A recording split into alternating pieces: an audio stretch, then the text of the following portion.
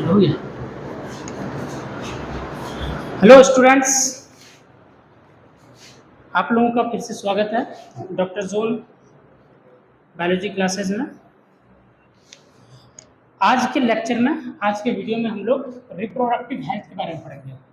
किसके बारे में पढ़ेंगे? Reproductive health. इससे पहले हम लोग ह्यूमन रिप्रोडक्शन पढ़ चुके हैं। इससे पहले हम लोग पूरा चैप्टर ह्यूमन रिप्रोडक्शन पढ़ चुके हैं और ह्यूमन रिप्रोडक्शन से रिलेटेड 7 वीडियो डल चुका है। उन सारे वीडियोस को आप लोग देखें, ह्यूमन रिप्रोडक्शन का पूरा एकदम कॉन्सेप्ट क्लियर हो जाएगा। उसके बाद आज हम लोग शुरुआत कर रहे हैं रिप्रोडक्टिव हेल्थ का। रिप्रोडक्टिव हेल्थ, इसमें 2 टर्म आ रहा है। इसमें कितने टर्म्स आ रहे हैं? बोलो बच्चों। एक तो रिप्रोडक्टिव और दूसरा क्या? हेल्थ। ठीक, इसमें कितने टर्म्स आ रहे हैं? 2। सबसे पहले हेल्थ को समझते हैं। सबसे पहले किसको समझेंगे? बोलो। हेल्थ। क्या होता है हेल्थ? बताओ। सेहत। अच्छा है ना। अच्छा, हेल्थ क्या होता है? अगर मान लो कि किसी ने पूछ लिया what do you mean by health, तो क्या बताओगे?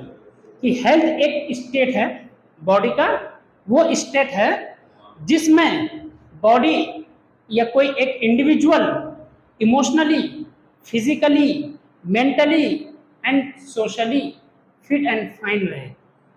इस कंडीशन को या इस स्टेट को क्या बोलते हैं? हेल्थ बोलते हैं।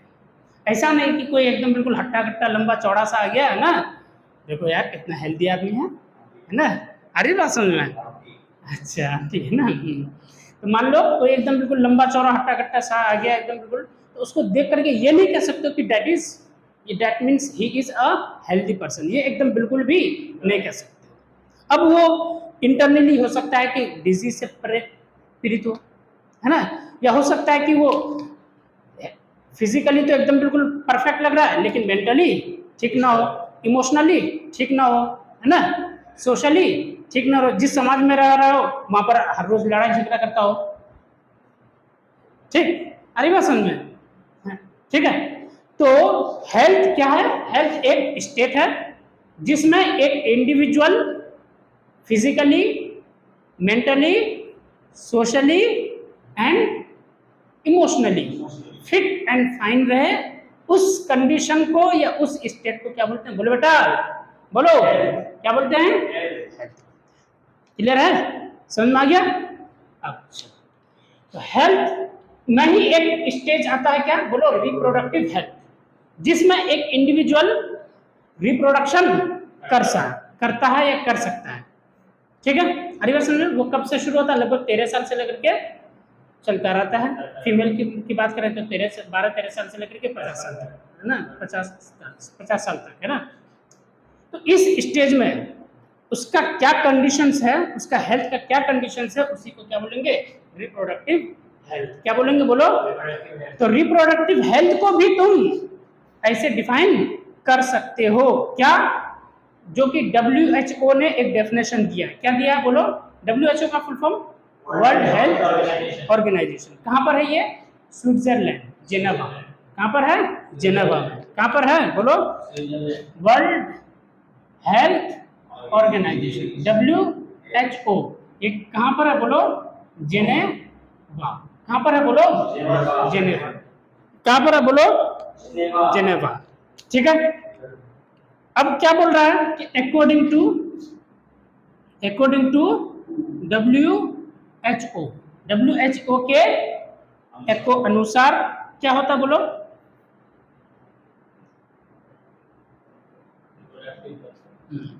रिप्रोडक्टिव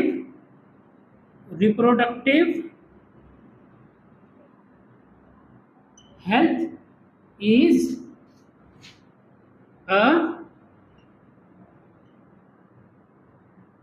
कंडीशन, या फिर बोलो स्टेट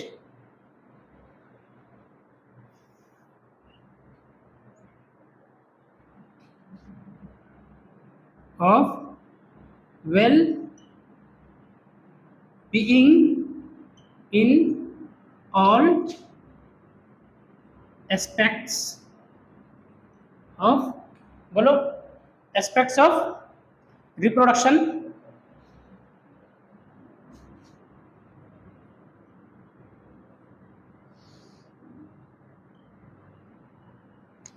डेट इज, ये क्या है?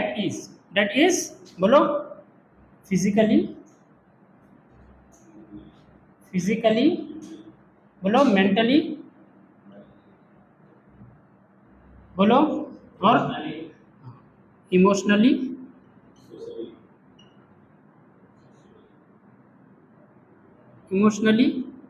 And social. ठीक है। वेल बीइंग मतलब फिट एंड फाइन। किस एस्पेक्ट्स में? रिप्रोडक्शन के एस्पेक्ट्स में, दैट मीन्स रिप्रोडक्शन के दौरान वो physically, mentally, emotionally and socially, ये अगर चारों कंडीशंस को फुलफिल अगर करे जो भी इंसान, वो क्या है? बोलो, हेल्दी है। समझ में? दैट मीन्स अगर रिप्रोडक्शन के वक्त, रिप्रोडक्टिव फेज में अगर ये चारों कंडीशन अगर शुरू से लेकर के टिल डेथ तक अगर फॉलो कर रहा है तो वो क्या है? हेल्दी है। अब यही चारों कंडीशन रिप्रोडक्टिव फेज में, मतलब रिप्रोडक्टिव फेज में अगर फॉलो कर रहा है तो दैट मीन्स वो रिप्रोडक्टिव हेल्थ। समझ में आया? नहीं आया समझ में? आया समझ में? तुमको आया समझ में? कोई डाउट? फिर से एक बार एक्सप्लेन करूं क्या? बोलो। जब शुरुआत से 2, 4, 5 साल 10 साल से ना टिल डेथ अगर ये चारों कंडीशन को फॉलो कर रहा है उसको क्या बोलेंगे? उस इंडिविजुअल को बोलेंगे हेल्दी इंडिविजुअल।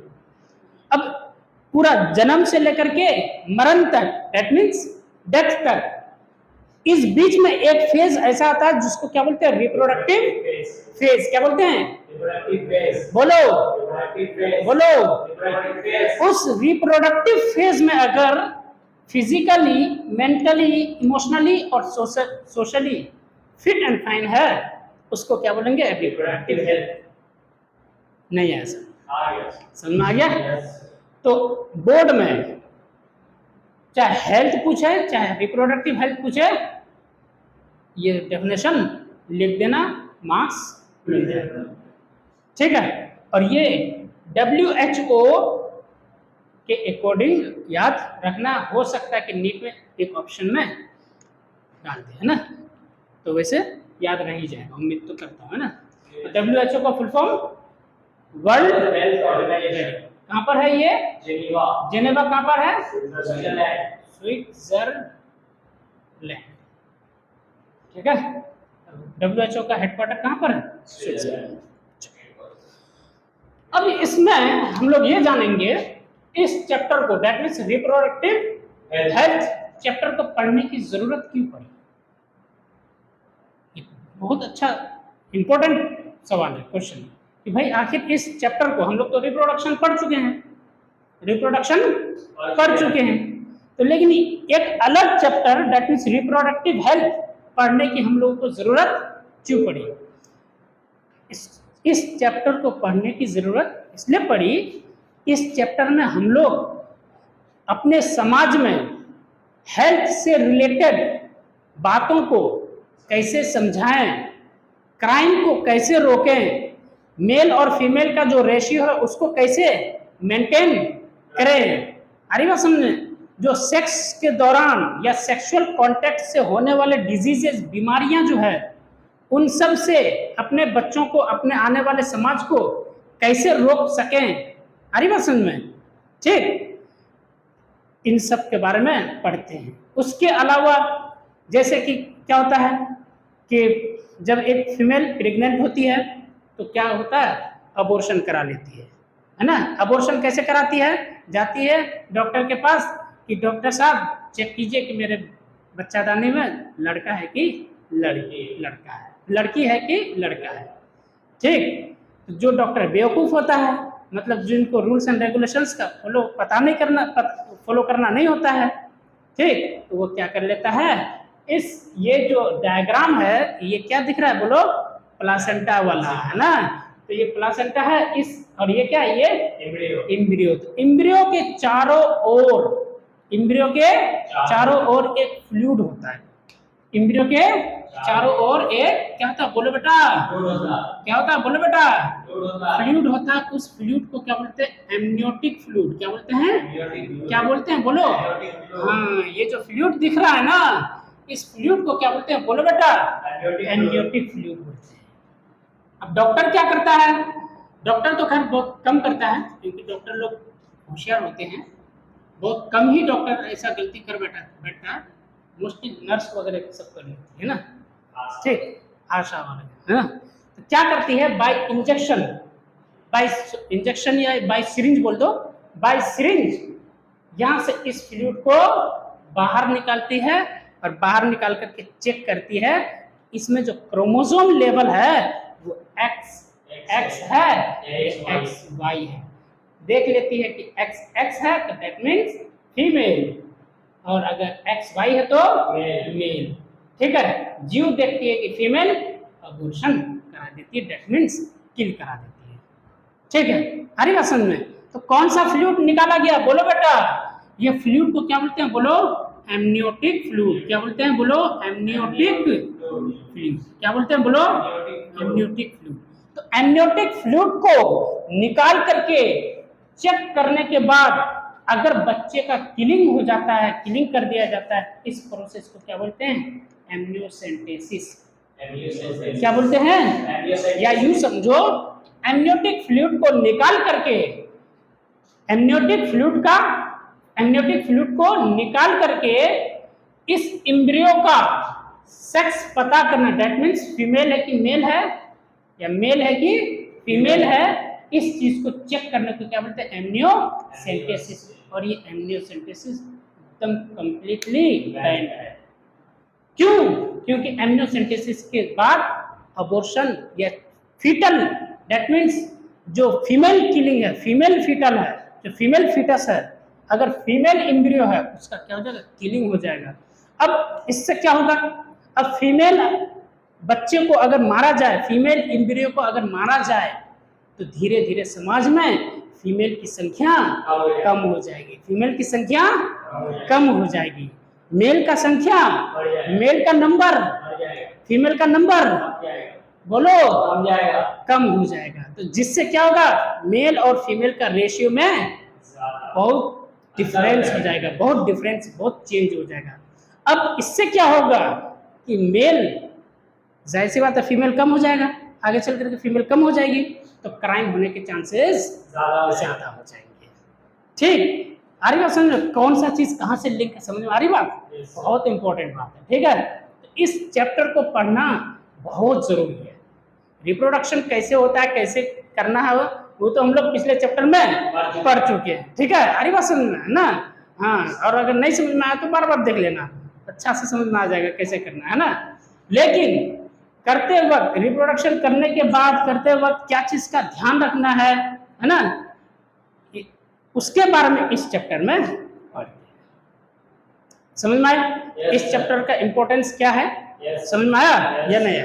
तो एमनियोसेंटेसिस क्या होता है कि एम्ब्रियो जो है, एम्ब्रियो के चारों ओर एक फ्लूइड होता है, उस फ्लूइड को क्या बोलते हैं, एमनियोटिक फ्लूइड। क्या बोलते हैं, एमनियोटिक फ्लूइड को निकाल करके इस एम्ब्रियो का बोलो सेक्स पता किया जाता है कि मेल है कि फीमेल है।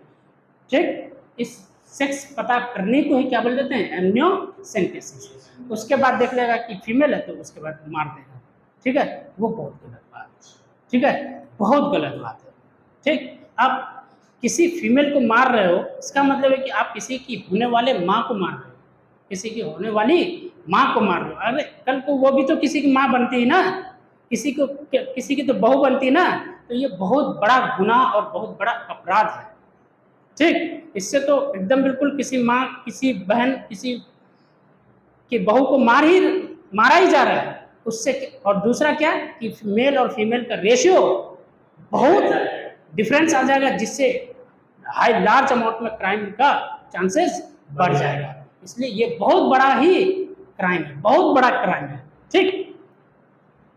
तो इस प्रोसेस को क्या बोलते हैं? एमनियोसेंटेसिस। क्या बोलते हैं? बोलो, एमनियोसेंटेसिस। ठीक, अभी लिखा देंगे थ्योरी में। चलो, उसके बाद पहले जमाने में अगर हम लोग बात करें 1990 की बात, कब की बात करें अगर हम लोग, बोलो 1990 की अगर बात करें हम लोग, सॉरी 1990 नहीं 1900 की, कब की बात करें? ये मिटा दें, मेरे जमाने की। अरे इतना भी पुराना आदमी नहीं हूं मैं यार, तो गजब, ये समझ में आ गया ना? इसको मिटा देता हूँ।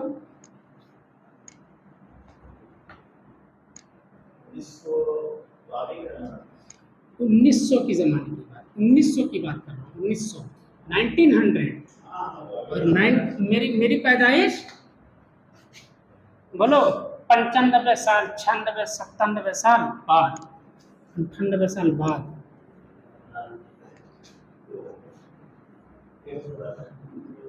मेरी पैदाइश 1997 में। बताओ कब? चलो छोड़ो सब बात। मेरी पैदाइश कब हुई ये मैटर नहीं रखता है, ठीक है? ये तुम लोग को बोर्ड में पूछेगा नहीं, नीट में पूछेगा, है ना? तो सुनो, एक बात सुनो 1900 में तब बोलो तो 1900, जब 1900 में, है ना? अरे बस एकदम बिल्कुल 1900, जैसे कुछ 2000 आया था ना, 2000 फिर 2001 आया, वैसा ही 1900 में वर्ल्ड पॉपुलेशन कितना था बोलो तो? वर्ल्ड पॉपुलेशन कितना था बोलो? वर्ल्ड पॉपुलेशन कितना था? कितना था बोलो? 2 बिलियन। कितना था? कितना था बोलो? 2 बिलियन। कितना था बोलो? 2 बिलियन। अच्छा, समझ में आ रही बात? अच्छा, अब इसी में अगर हम लोग बात करें,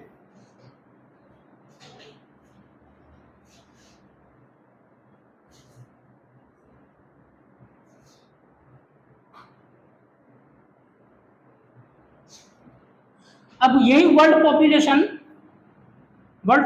कितना? 2000 में कितना हो गया बोलो? 6 बिलियन। 6 बिलियन कितना हो गया बोलो? सुनो,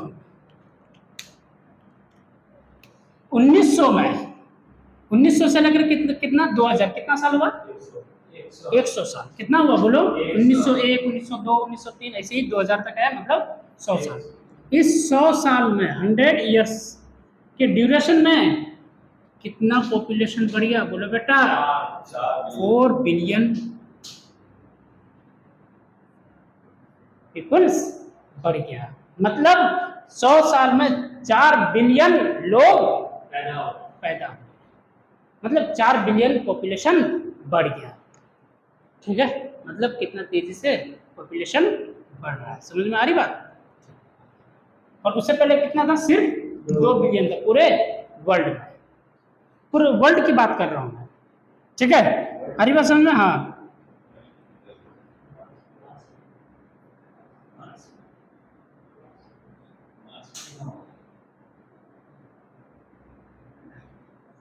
अच्छा, अब बात करते हैं इंडिया की।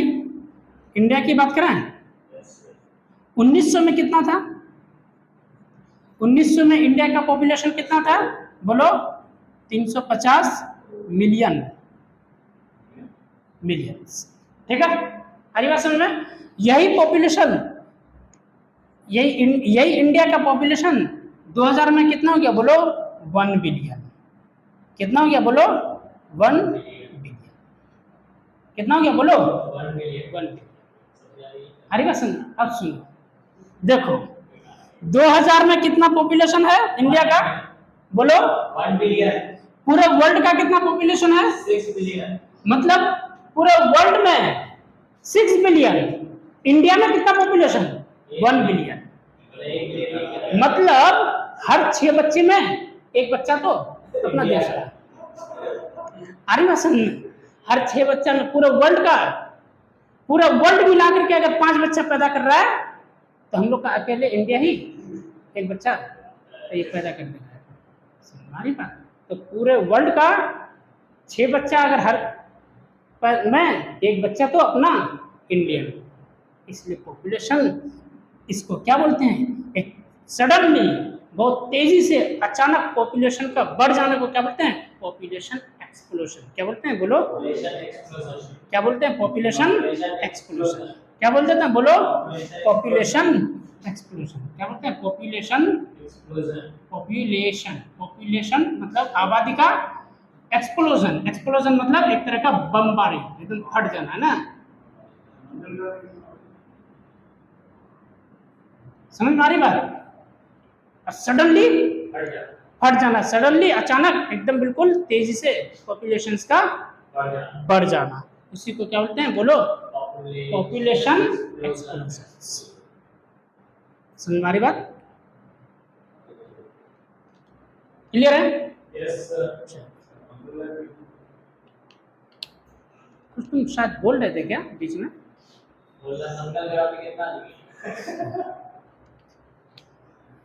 ठीक है, कोई दिक्कत? No sir. तो अब ये जो इतना तेजी से पॉपुलेशन जो बढ़ रहा है, तो अब इस पॉपुलेशन तो कंट्रोल करना है। इस पॉपुलेशन का बढ़ने का रीजन क्या हो सकता है? एक तो बोलो 2-4 रीजन हो सकते हैं। एक तो अनकंट्रोल्ड सेक्सुअल रिप्रोडक्शन, मतलब सेक्सुअल रिप्रोडक्शन बहुत तेजी से हो रहा है। दूसरी बात कि कम एज में शादी हो जाना। अरे बात सुन में, अब मान लो जिनकी शादी अगर 25 साल, जिस लड़की की शादी अगर 25 साल हो रही कि एज में हो रहा है, ठीक, अरे बात सुन में, और जिस लड़की और दूसरे लड़की की शादी अगर 15 ही साल में हो जा रहा है, तो 10 साल का तो ड्यूरेशन हुआ ना। इस 10 साल में तो 2-4-5 बच्चे तो हो सकते हैं, तो हो सकता। तो पहले जमाने में पॉपुलेशन सडनली क्यों बढ़ा? ये जो 1900 से लेकर के 2000 के बीच में सडनली पॉपुलेशन क्यों बढ़ा? क्योंकि कम एज में शादी हो जाया करता था, बाल विवाह पहला। दूसरा, इससे रिलेटेड कोई एजुकेशन नहीं था कि पॉपुलेशन बढ़ने के क्या क्या खतरे हो सकते हैं। पॉपुलेशन बढ़ने के क्या क्या खतरे हो सकते हैं कि सबसे पहला फूड का डिमांड बढ़ जाएगा, सबसे ज़्यादा फूड का डिमांड बढ़ जाएगा। अब फूड का, क्योंकि ज़मीन तो एरिया तो उतना ही है, अरे बात समझो, फूड का डिमांड बढ़ जाएगा तो केमिकल्स का यूज़ ज़्यादा हो जाएगा, और केमिकल्स का यूज़ ज़्यादा अगर हो जाएगा तो अल्टीमेटली इफेक्ट हेल्थ पर पड़ेगा। ठीक, अरे बात समझ में, पहला। दूसरी बात यह है कि हर एक चीज़ के लिए कंपटीशन बढ़ जाएगा। Competition for food, competition for existence, अरे बात समझ में, हर एक चीज़ के लिए कंपटीशन बढ़ जाएगा। तो ये, हाँ, फॉर स्पेस, घर के लिए देखते नहीं, आज के डेट में थोड़ा सा जगह के लिए लड़ाई मार हो जाता है। पहले ज़माने में अच्छा चाहिए ले जाओ, है ना, चलो 2 कट्टा जमीन तुम ले जाओ, है ना, 2 डिसमिल, हाँ 2 बीघा तुम ले जाओ, है ना। अब 2 उंगली जमीन ना दे, क्यों? क्योंकि पॉपुलेशन खुद का बढ़ा रहा है और पड़ोसी का भी बढ़ रहा है। हरी बात समझते हैं, ठीक है, ठीक। इसलिए आगे चल आने वाले जनरेशन में हो सकता है कि एग्जिस्टेंस के लिए, स्पेस के लिए लड़ाई मार झगड़ा हो जाए, इसलिए अपनी जगह बचा करके रख रहा है। तो इसका खतरा ये है इस चैप्टर में, इसलिए इस सबको पढ़ते हैं। अच्छा, ये सब समझ में आया? तो अब हम लोग इस बढ़ते हुए पॉपुलेशन को कंट्रोल कैसे कर सकते हैं, इस चीज के बारे में हम लोग पढ़ेंगे एक एक करके, ठीक है। तो उसका जो सबसे जो मेथड्स है जो पॉपुलेशन को कंट्रोल करने के लिए जो मेथड्स यूज होते हैं, उन सबको क्या बोल देते हैं बोलो, कॉन्ट्रासेप्शंस। क्या बोलते हैं बोलो, कॉन्ट्रासेप्शंस। क्या बोल देते हैं बोलो, क्या बोल देते हैं बोलो, गुड। क्या बोल देते हैं बोलो, या फिर कॉन्ट्रासेप्टिव्स। क्या बोल देते हैं बोलो, कॉन्ट्रासेप्टिव्स। क्या बोल देते हैं बोलो, क्या बोल देते हैं बोलो, कॉन्ट्रासेप्टिव्स, ठीक। कॉन्ट्रासेप्टिव्स। Yes, sir. जो मेथड्स यूज होंगे उसको क्या बोलेंगे, कॉन्ट्रासेप्टिव्स या फिर कॉन्ट्रासेप्टिक मेथड्स भी बोल सकते हैं। आरिवा समझ में, आरिवा समझ में, ठीक। उसमें हम लोग सबसे पहले पढ़ेंगे क्या, बोलो, आइडियल कॉन्ट्रासेप्टिव्स। आइडियल कॉन्ट्रासेप्टिव्स ऐसे कॉन्ट्रासेप्टिव्स जो इजीली मार्केट में मिल जाए। आइडियल का मतलब ये क्या होता है, बोलो, जो अच्छा। अच्छा तुम किसको बोलोगे, अच्छा कॉन्ट्रासेप्टिव। अच्छा, कॉन्ट्रासेप्टिव्स मतलब क्या होता है, ऐसा चीज, ऐसा मेथड जो पॉपुलेशन के ग्रोथ को रोक दे, कम करे। अच्छा, वो बहुत सारे हो सकते हैं, ठीक है। कॉन्डम्स वगैरह हो सकते हैं, पिल्स वगैरह हो सकते हैं, आईयूडीज वगैरह हो सकता है, हार्मोनल ये क्या था, हार्मोनल कॉन्ट्रासेप्टिव्स हो सकता है। हरी बात समझ में, तो बहुत सारे हो सकते हैं, लेकिन इनमें से भी आइडियल कॉन्ट्रासेप्टिव कौन सा होगा, जो मार्केट में इजीली मिल जाए, जो लॉन्ग टाइम तक यूज हो। हरी बात समझ में, समझ में आ रही बात। दो बात हो गई।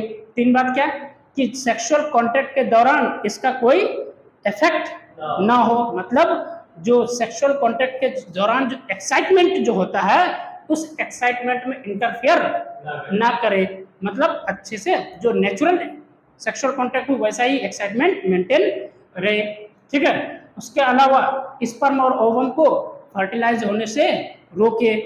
हरी बात समझ में, ठीक। तो इन जो भी कॉन्ट्रासेप्टिव्स में ये कैरेक्टरिस्टिक्स होंगे, उन कॉन्ट्रासेप्टिव्स को क्या बोलेंगे, आइडियल कॉन्ट्रासेप्टिव्स। क्या बोलेंगे, बोलो, क्या बोलेंगे, आइडियल कॉन्ट्रासेप्टिव्स, ठीक है। अच्छा, कॉन्ट्रासेप्टिव्स का यूज करके पॉपुलेशन को हटा सकते हैं। एक तो ये हो गई। दूसरा, प्रोग्राम्स को ला करके, दूसरा क्या, प्रोग्राम्स को ला करके, programmes, different types of programmes, schemes पूरा समाज में चला करके, जैसे कि फैमिली प्लानिंग 1951 में कब लागू किया गया था, इंडिया में कब आया था, बोलो, 1951 में, 1951 में। इस फैमिली प्लानिंग के तहत क्या था, हम दो हमारे दो, ठीक है। अरे वसन, हम दो हैं तो हमारे भी दो। अब ऐसा नहीं कि पहला अभी नहीं तो दूसरा कभी नहीं, ऐसा नहीं है ना, हम दो हमारे, ठीक। इसमें क्या होगा कि अगर मतलब बच्चा भी पैदा करना है तो दो करना है। हरी वसन में ये सब मेथड, ये सब प्रोग्राम चलाया गया। दूसरा, कुछ रूल्स एंड रेगुलेशंस बनाया गया कि लड़की की शादी 18 साल के बाद होगी, लड़का की शादी 21 साल के बाद होगी।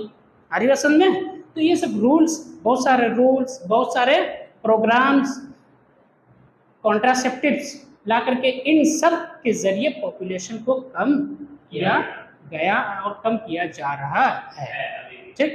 पॉपुलेशन का बढ़ता हुआ पॉपुलेशन का क्या साइड इफेक्ट्स है, ये प्रोग्राम्स के अंदर में आ जाएगा। तो ये सब के जरिए पॉपुलेशन को कैसे रोका जाए, कम किया जाए, ये सब के जरिए किया जाता है।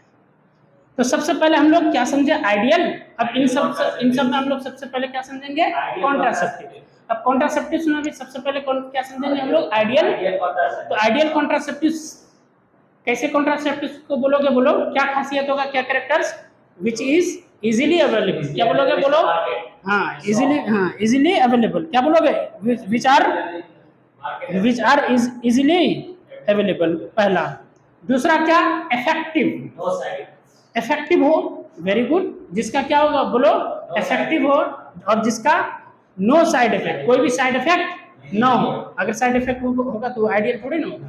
आइडियल मतलब अच्छा, आइडियल मतलब एक बहुत बेहतरीन कॉन्ट्रासेप्टिव, बहुत बेहतरीन। तो बहुत बेहतरीन किसको बोलोगे, जिसका कोई साइड इफेक्ट ना हो, जो इजीली अवेलेबल हो जाए, ठीक है, और इफेक्टिव हो। इफेक्टिव मतलब जिस काम के लिए यूज किया जा रहा है वो काम बखूबी अंजाम दे। दैट मीन्स कॉन्ट्रासेप्टिव्स का यूज स्पर्म और ओवम को फर्टिलाइजेशन से रोक रहे हैं, वो उस काम के लिए इफेक्टिव हो। ऐसा नहीं कि एकदम बिल्कुल फर्टिलाइजेशन करवा दे तो फिर फायदा ही क्या है। तो जिस काम के लिए यूज किया जा रहा है उसमें इफेक्टिव हो। और क्या बोलो, बोलो बोलो बोलो, यूजर फ्रेंडली, एक वर्ड लिखा गया है यूजर फ्रेंडली, एकदम बिल्कुल जिसमें जो फ्रेंडली यूज किया जाए, एकदम बिल्कुल कोई ज़्यादा समाज में उसको लेकर के कुछ ज़्यादा एकदम बिल्कुल घिन ना हो, है ना, कोई अलग तरह का अफवाह मजाक ना उड़े, है ना, एकदम बिल्कुल फ्रेंडली यूज हो जाए। तो ऐसे कॉन्ट्रासेप्टिव्स को क्या बोलते हैं? Ideal contraceptive. तो नीट में हो सकता है कि पूछा जाए आइडियल कॉन्ट्रासेप्टिव्स के कैरेक्टर्स क्या क्या हो सकते हैं, क्या, या फिर आइडियल कॉन्ट्रासेप्टिव्स कैसे कॉन्ट्रासेप्टिव्स को बोलेंगे? ऐसे कॉन्ट्रासेप्टिव्स को बोलेंगे जो इजीली अवेलेबल हो, जो इफेक्टिव हो, जो जिसका कोई साइड इफेक्ट ना हो, जिस काम के लिए यूज किया जा रहा है उसमें कोई बाधा, दैट मीन्स इंटरफेयर ना करे, ठीक है, और यूजर फ्रेंडली, ठीक है। अच्छा, एक और बात है कि रीयूजेबल, बहुत सारा हो सकता है कि रीयूजेबल, अगर रीयूजेबल भी हो जाए तो और अच्छा, रीयूजेबल भी हो जाए तो और अच्छा, ठीक है। तो ये सब कैरेक्टरिस्टिक्स हैं, कैरेक्टर्स हैं किसके, बोलो, आइडियल कॉन्ट्रासेप्टिव्स, किसके? Ideal contraceptives.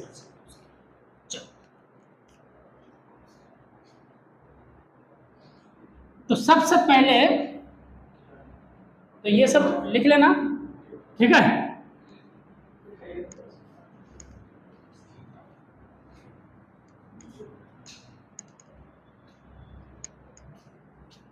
फिर वैसे ही यहाँ से क्वेश्चन नहीं आता है, जो भी मिटा रहा हूँ यहाँ से क्वेश्चन नहीं आता है।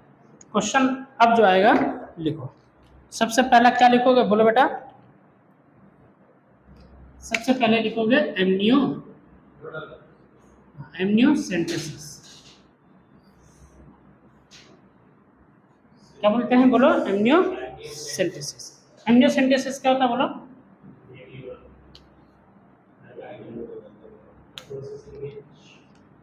बोलो द प्रोसेस, बोलो the process in which the sex of an embryo या फिर of the fetus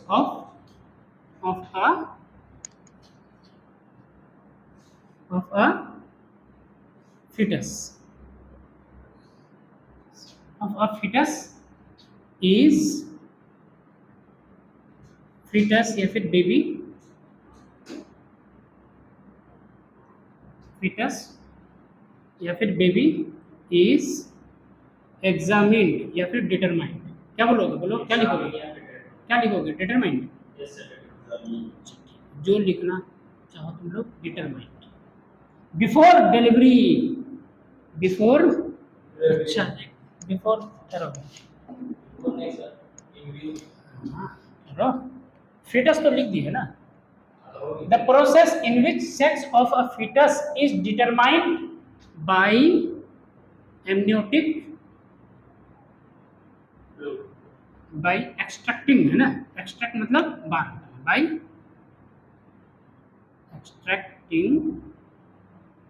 extracting मतलब extraction से आए, extraction मतलब बाहर निकालना, है ना, extracting of amniotic fluid,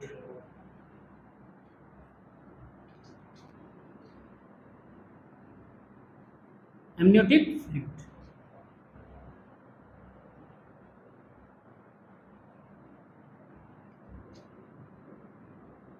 This is called, इसी को क्या बोलते हैं, बोलो बेटा? एमनियोसेंटेसिस। इसी को क्या बोलते हैं? एमनियोसेंटेसिस, ठीक है। एमनियोसेंटेसिस अगर पूछेगा तो बता दोगे कि this the process in which sex of a foetus, अच्छा फीटस FOETES हो सकता है ना, baby is determined by extracting of amniotic fluid, this is called amniocentesis. तो एमनियोसेंटेसिस वर्ड किससे लिया गया है, बोलो? एमनियोटिक, एमनियोटिक, इसमें भी वर्ड आ रहा है ना, एमनियो, ठीक है, एमनियो, ठीक।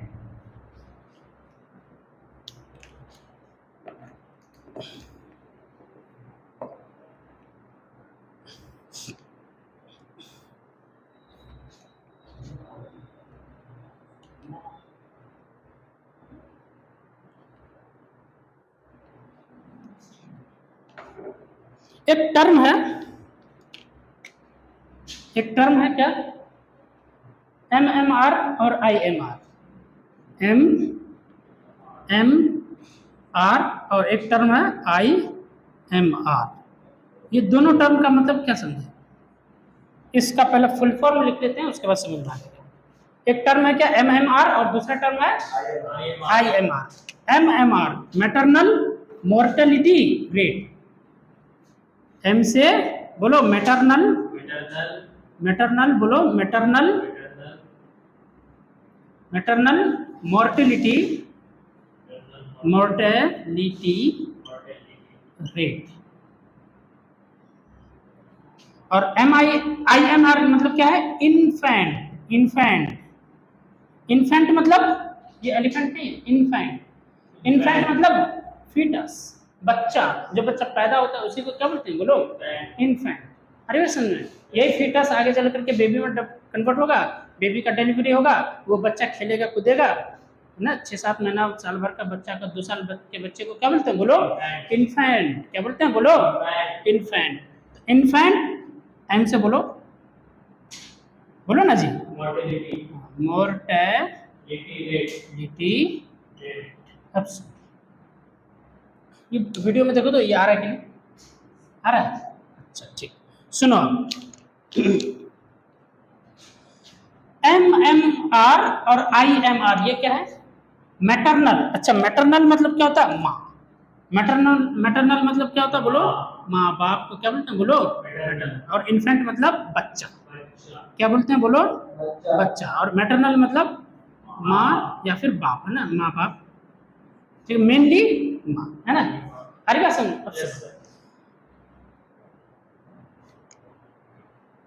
लिख रहे हो क्या। अब क्योंकि धीरे धीरे बोलो मेडिकल फील्ड इंप्रूव किया है, जिसके वजह से डिलीवरी के वक्त माँ की जान कम जाती है। पहले के ज़माने में ज़्यादा जाता था, आज के ज़माने में माँ का जान कम जाता है।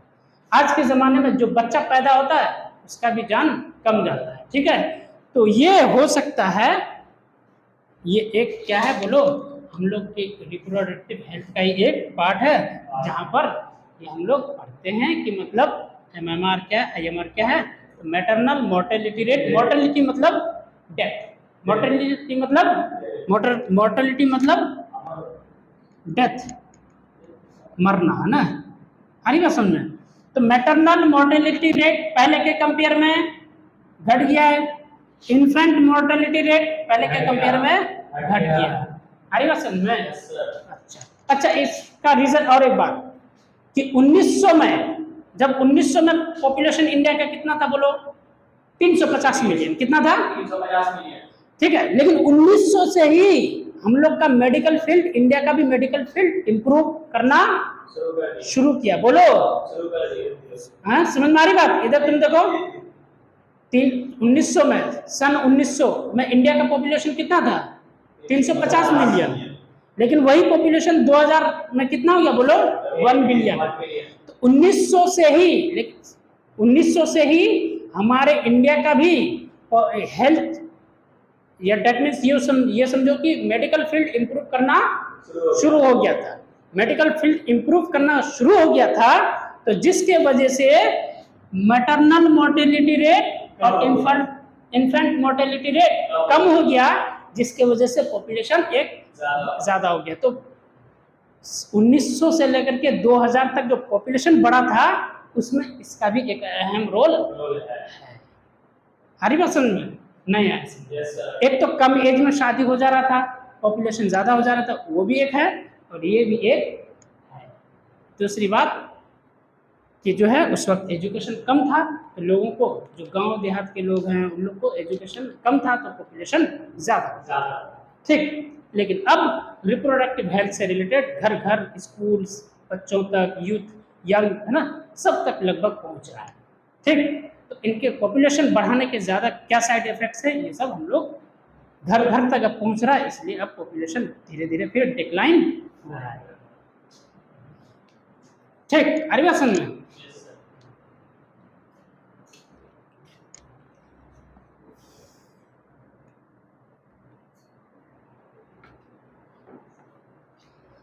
चल लिख लिया क्या? Yes, sir.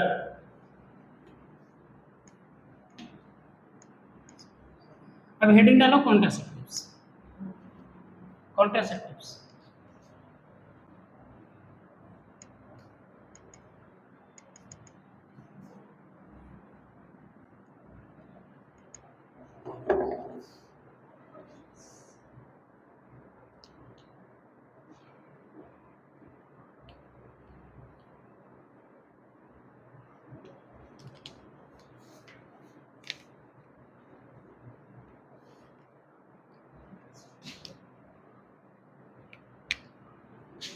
क्या डालोगे? बोलो contraceptives.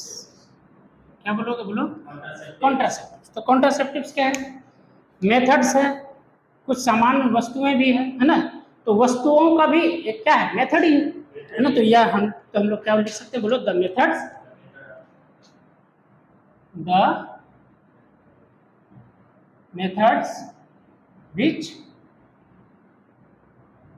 which prevent fertilization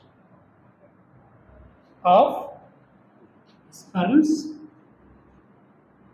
and ovum, which leads to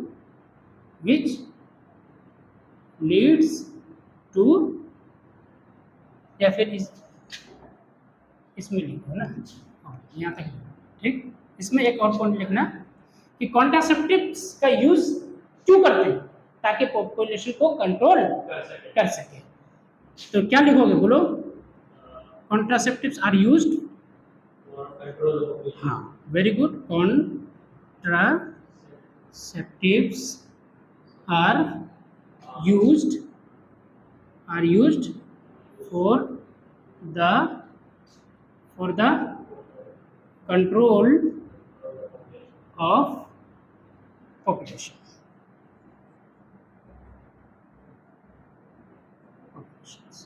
ठीक है, पॉपुलेशंस को कंट्रोल करने के लिए कॉन्ट्रासेप्टिव्स का यूज किया जाता है।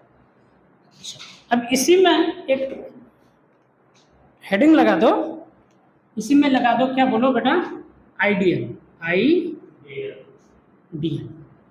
है ना? Ideal contraceptives. तो आइडियल कॉन्ट्रासेप्टिव्स क्या बोलोगे? दोज कॉन्ट्रासेप्टिव्स, बोलो अभी तो समझा है ना? Those contraceptives which are friendly user, which are effective, क्या बोलोगे? बोलो those contraceptives which are easily available,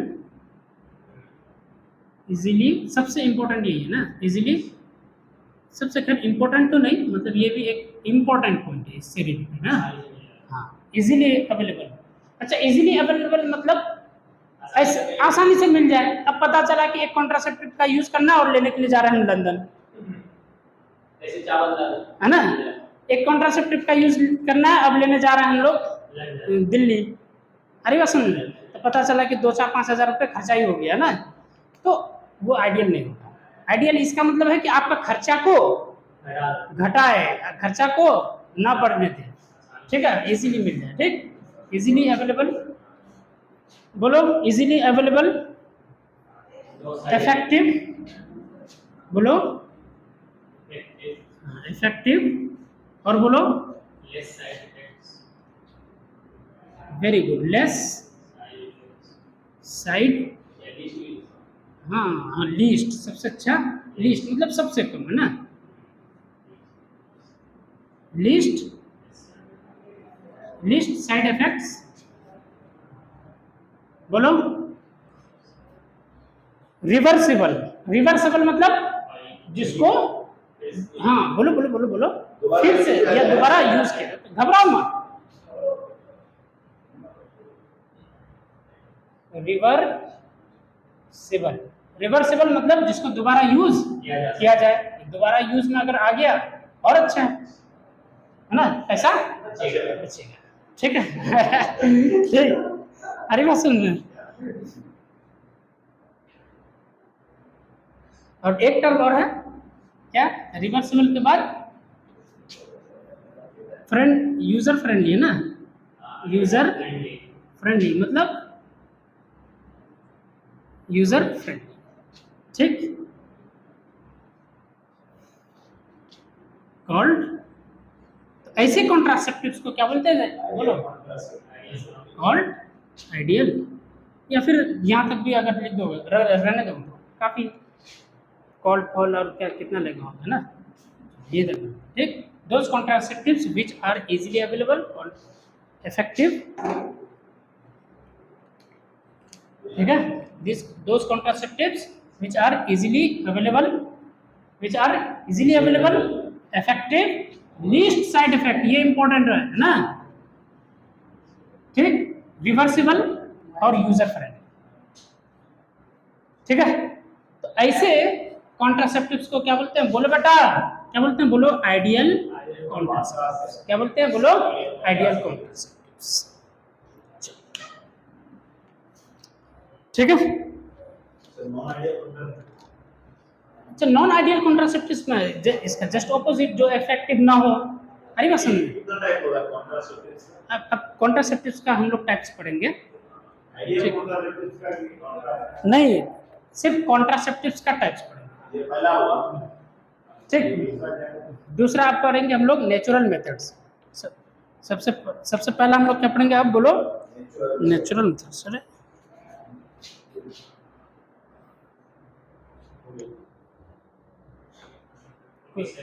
हाँ? 47 मिनट्स का बस, ठहरो अभी, चलो ये लिख लिए। Yes sir.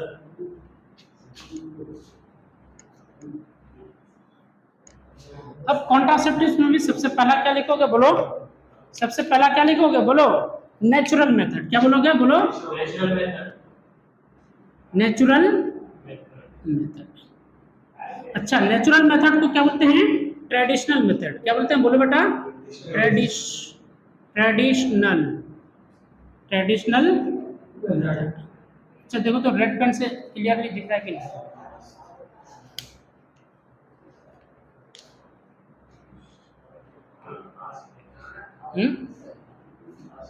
तो खास नहीं दिख रहा है।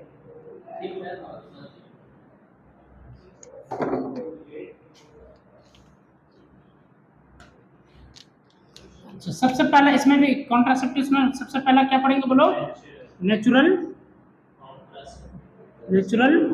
या फिर ट्रेडिशनल। नेचुरल को ही क्या बोल देते हैं, बोलो, ट्रेडिशनल। अच्छा, नेचुरल मतलब ये क्या बोल रहा है, कुदरती, मतलब कोई हम लोग आर्टिफिशियल सामान यूज नहीं कर रहे हैं, और उसी को क्या बोलते हैं, ट्रेडिशनल। अच्छा, ट्रेडिशनल मतलब जो चलता आ रहा है, जो पुराने जमाने से चलता आ रहा है, हाँ, जो हमारे पूर्वज यूज करते थे, उसे क्या बोलते हैं, बोलो, ट्रेडिशनल या फिर नेचुरल। अच्छा, इस नेचुरल मेथड में हम लोगों का क्या क्या आ जाएगा, नेचुरल मेथड में भी क्या क्या आ जाएगा, सबसे पहला नेचुरल मेथड में है क्या, कोल पेट्रोल, यहाँ ये फ्यूल पर रहे क्या, चलो सबसे पहला क्या क्या बोलो बेटा, पीरियोडिक एब्सिटेंस,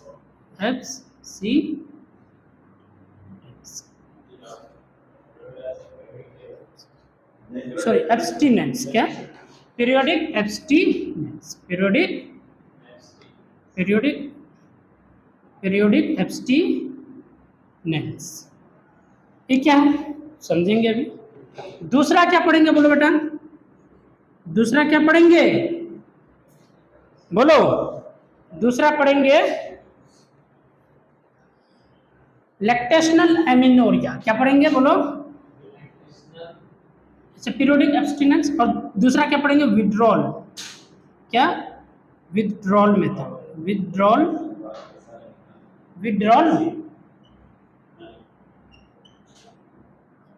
दूसरा क्या पढ़ेंगे?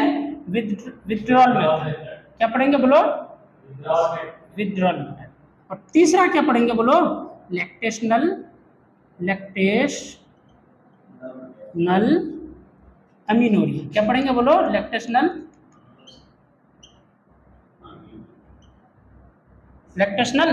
अमीनोरिया। क्या पढ़ेंगे बोलो? अमीनोरिया। थोड़ा का स्पेलिंग थोड़ा गलत हो गया, कोई दिक्कत नहीं।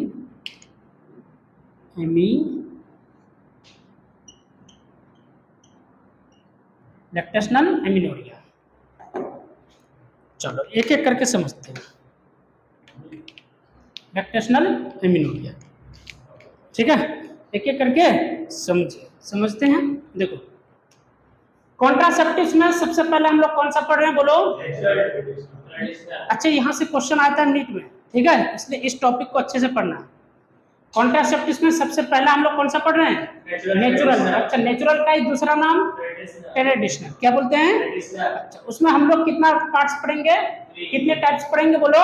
एक मतलब पीरियोडिक एब्स्टिनेंस, दूसरा विथड्रॉल मेथड, और तीसरा लैक्टेशनल मेथड। अब सुनो, एक एक करके समझो। पीरियोडिक एब्स्टिनेंस, याद करो मेंस्ट्रुअल साइकिल, याद करो तो मेंस्ट्रुअल साइकिल याद आ रहा है? ओव्यूलेशन कितने में, कौन से दिन पे हुआ था? हाँ, बोलो। ओव्यूलेशन, हाँ, वो तो 1 to 5 तो मेंस्ट्रुएशन साइकिल था। 15वें दिन पर याद आया था, यहाँ पर 15वें दिन था। 15वें दिन पर ओव्यूलेशन हुआ था। ओव्यूलेशन कौन करवाया था? LH हार्मोन ही तो करवाया था।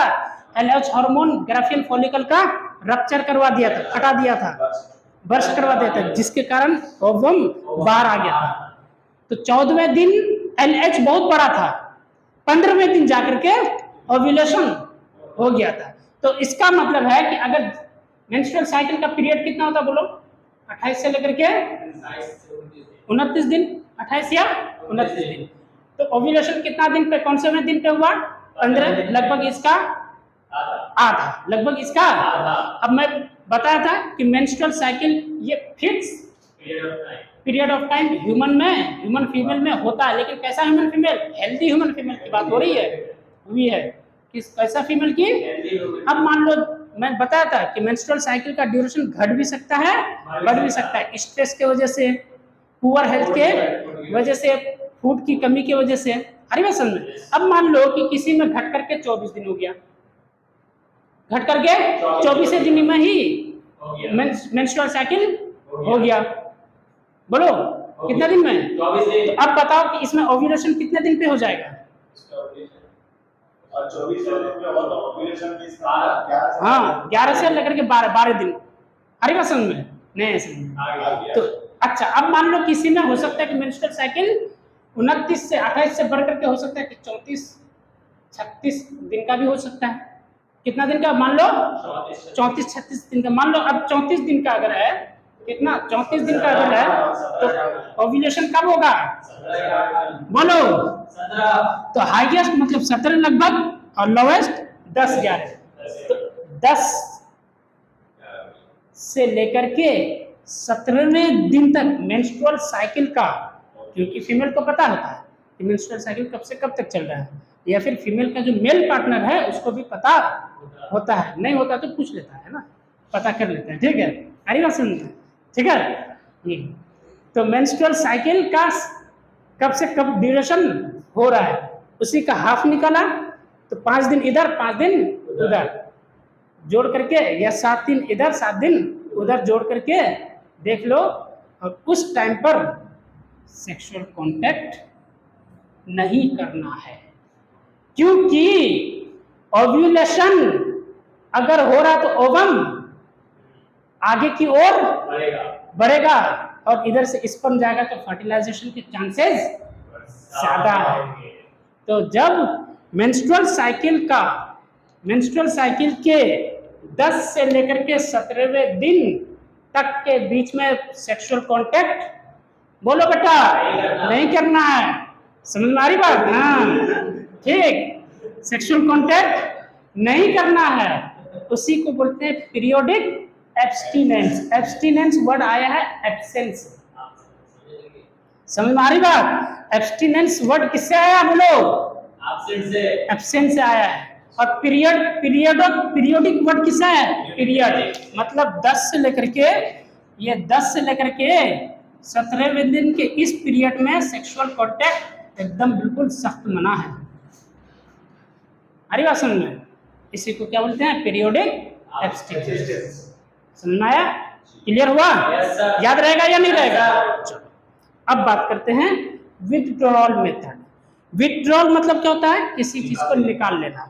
तो सेक्सुअल कांटेक्ट हो रहा है, सेक्सुअल कांटेक्ट हो रहा है, अब जीव इजेकुलेशन होने वाला है। मेल सेक्स को पता चल जाता है, इसमें फीमेल सेक्स को भी पता चलेगा कि इजेकुलेशन होने वाला है ना। अरे बस मेल पार्टनर को, हाँ मेल पार्टनर को इंसेमिनेशन, इंसेमिनेशन वही है इजेकुलेशन का ही तो एक टाइप है।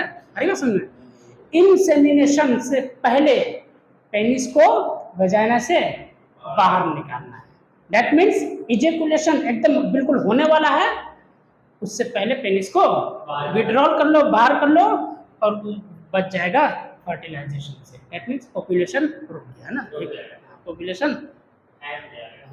ठीक है, समझ में आया? विड्रॉल मेथड मतलब सेक्सुअल कांटेक्ट के दौरान जब इजेकुलेशन होने वाला रहेगा, पेनिस से स्पर्म बाहर निकलने वाला रहेगा, स्पर्म निकलने से पहले ही पेनिस को बाहर निकाल लो, उसी को बोलते हैं बोलो विथड्रॉल। अब तीसरा है लैक्टेशनल। लैक्टेशनल लैक्ट वर्ड आ रहा है और पहले भी बता चुका हूं, लैक्ट जहां पर भी वर्ड आ जाएगा मतलब लैक्ट, लैक्ट, लैक्ट वर्ड, लैक्ट जहां पर भी वर्ड आएगा मतलब क्या? वेरी गुड, अब याद आया क्या? मिल्क। मतलब लैक्टेशनल अमीनोरिया। जब तो यहाँ पर टी है ना, लैक्ट, हाँ, तो लैक्टेशनल अमीनोरिया बच्चा का डिलीवरी के बाद। अच्छा, बच्चे को डिलीवरी को क्या बोले थे? कौन सा वर्ड यूज किया था? हाँ बोलो बोलो, पार्चुरेशन। क्या बोलते हैं? क्या बोले थे बोलो? पार्चुरेशन है ना। तो पार्चुरेशन के बाद मतलब बच्चे का डिलीवरी के बाद माँ अपने बच्चे को दूध पिलाएगी लगभग साल। बहुत सारा बच्चा तो इतना जिद्दी होता है कि 2 साल तक दूध पीता है ना। आ रही बात समझ में? ठीक, लेकिन क्या 2 साल तक इफेक्टिवली दूध पिला पाएगी माँ? नहीं, धीरे धीरे दूध का अमाउंट कम होता जाएगा। लेकिन up to 6th month, up to 6th month एक फीमेल अपने बच्चे को अच्छे से मिल्क फीड करा सकती है। इसलिए एक वर्ड यूज किया गया है, इंटेंस वर्ड यूज किया गया है, इंटेंस लैक्टेशन वर्ड यूज किया गया है। कौन सा? Intense lactation. ये वाला वर्ड जो यहाँ पर जो यूज किया गया है, बोलो क्या वर्ड यूज किया गया है? Intense lactation. Intense lactation following parturition. Parturition मतलब डिलीवरी के बाद इंटेंस अमाउंट में, लार्ज अमाउंट में जो अगर मिल्क प्रोड्यूस हो रहा है, लगभग कब तक होगा बोलो? 6 महीना तक होगा। तो 6 महीना तक मतलब पार्चुरेशन के 6 महीने तक अगर सेक्सुअल कांटेक्ट करते हैं तो फर्टिलाइजेशन नहीं होगी। समझ में आ रही बात? मतलब सुनो इधर, अमीनोरिया वर्ड किसके लिए लिया गया? मेंस्ट्रुअल साइकिल का रुक जाने को। अमीनोरिया वर्ड किसके लिए वर्ड ये? क्या किसके लिए?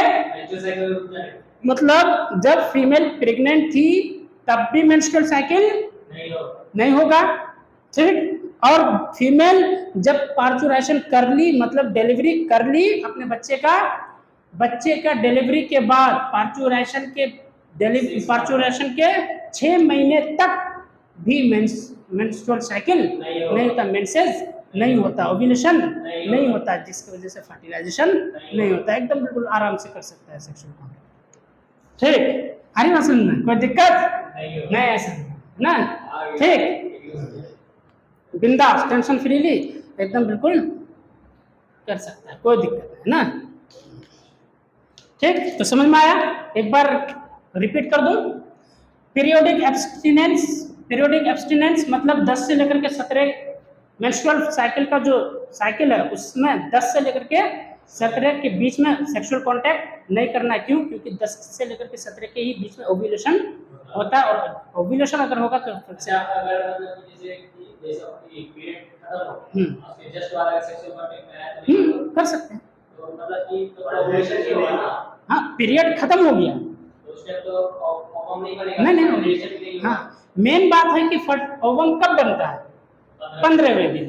तो इधर 5 दिन मान लो और 2-4 दिन उधर मान लो। 5 दिन इधर क्यों माना ज्यादा?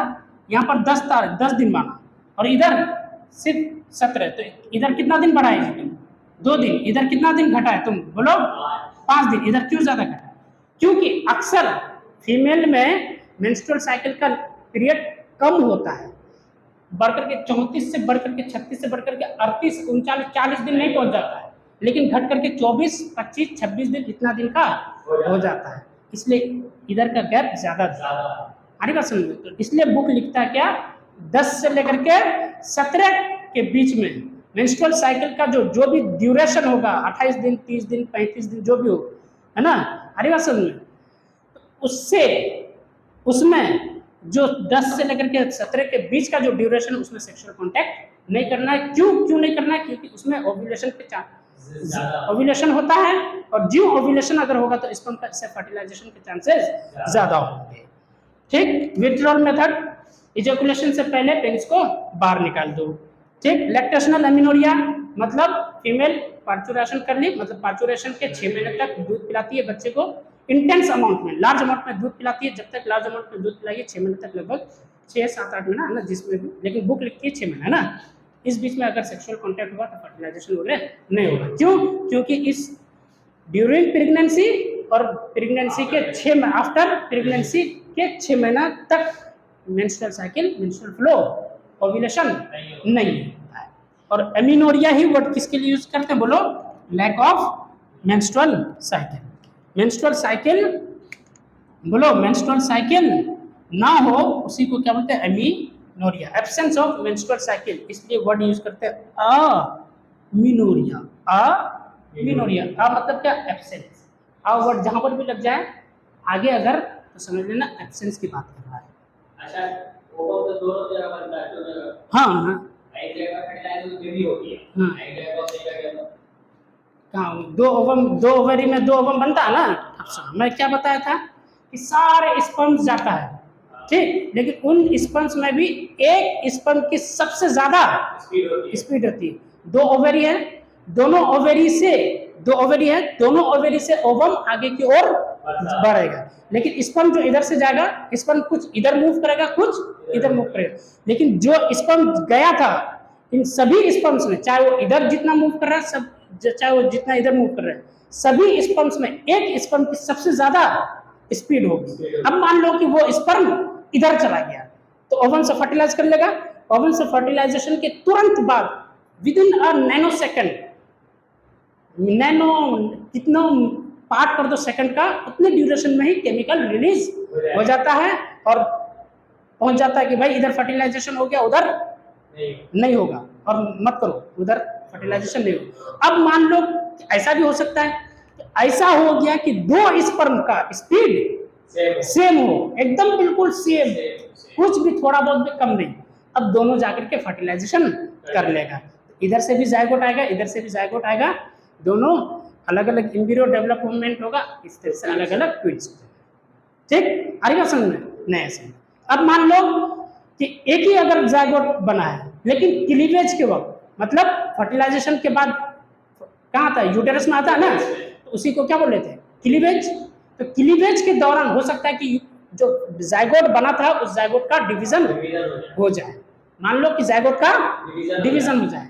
अब जायगोट दो जायगोट बन गया, लेकिन दोनों जायगोट का सेक्सुअल ये सेक्स क्रोमोसोम एक ही है, तो वहां पर क्या लड़का लड़की मतलब नहीं होगा, सिर्फ लड़की लड़की होगी या फिर लड़का लड़का होगा। अगर अलग अलग फर्टिलाइजेशन सेम टाइम पर हो रहा है तो वहाँ लड़का लड़की भी हो सकता है, लेकिन सिर्फ एक अगर जायगोट बना, लेकिन वो आते वक्त अगर 2 पार्ट में कन्वर्ट हो गया तो वहाँ लड़की लड़की या फिर लड़का लड़का होगा। ठीक है, चलो तो आज के लिए इतना ही रखते हैं, बाकी नेक्स्ट पीरियड में पढ़ेंगे हम लोग। क्या पढ़ेंगे? एक मिनट बस। नेक्स्ट क्लास में हम लोग पढ़ेंगे, बोलो बैरियर मेथड। क्या पढ़ेंगे? बोलो बैरियर मेथड्स। क्या पढ़ेंगे? बोलो बेटा बैरियर मेथड्स। और दूसरा क्या पढ़ेंगे? बोलो बोलो बोलो बोलो आईयूडीज। क्या पढ़ेंगे? बोलो क्या पढ़ेंगे? आईयूडीज मतलब intra uterine devices. Intra uterine devices. अच्छा, बैरियर मेथड में भी हम लोग क्या पढ़ेंगे? कॉन्डोम वगैरह पढ़ेंगे, डायफ्राम वगैरह पढ़ेंगे, है ना, सर्वाइकल कैप्स वगैरह पढ़ेंगे, बॉल्स वगैरह पढ़ेंगे। ठीक, आ रही बात समझ में? कोई डाउट? बोलो बोलो। अच्छा, आईयूडीज में भी हम लोग पढ़ेंगे, ठीक है।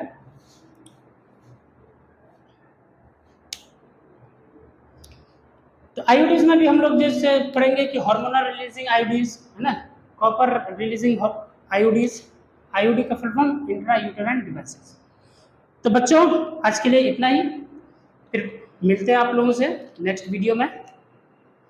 आप लोग मेरे चैनल को सब्सक्राइब करें, लाइक करें, शेयर करें और अपने दोस्तों तक पहुंचाएं, ताकि आप लोगों के लिए मैं मेहनत करता रहूं, आप लोगों के लिए मैं कंटेंट बनाता रहूं और आप लोग का जहां तक भी हो सके मैं मदद करता रहूं मेडिकल कॉलेज तक पहुंचने के लिए। Thank you so much.